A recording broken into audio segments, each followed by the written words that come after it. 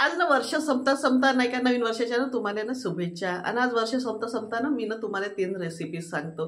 Recipe हात त्या लॅपटॉपवर हात, पण त्याच्यातले काही पदार्थ वाचले तर आपण नवीन पदार्थ कसा बनवायचा आणि कसा ट्राय करायचा, आणि त्याच्यासाठी काही मेहनत नाही लागत. तर चला मी सांगतो. तर जसं आता इडली बनवली ना, तर कधी कधी सांबार संपते. तर इडल्या जर राहिल्या ना, तर त्या तुम्ही चायसोबत ट्राय करा. जसं आपण चायपोळी खातो ना, चाय पराठा, तसं नाही का चायनं इडली खाऊन पहा कसं वाटते. तर मग कमेंट्स करून सांगा. आणि दुसरी आहे चिवडा, जो वाजते की नाही, तर कोरडा चिवडा खाऊ खाऊ कधी कधी कंटाळा पण येते. तर थोडं कढी राहिली ना, ज्या दिवशी तुमच्या घरी कढी बनत असेल त्या दिवशी कढीसोबत चिवडा ट्राय करा. तर त्याची टेस्ट आहे ना भेळपेक्षाही खूप चांगली लागते, म्हणजे मला तर आवडते म्हणून. तर तो एक करून पहा ट्राय, आणि कसं वाटतं तर कमेंट्स करून सांगा. आता तिसरी रेसिपी आहे की नाही, जसं चिकन वगैरे आपण बनवतो, चिकन मटन बनवतो, त्याच्यातले पीसेस वगैरे संपतात ना, रसा नाही खाऊशा लागत. तो भातासोबत नाही चांगला वाटत ना, पोळीसोबत आहे.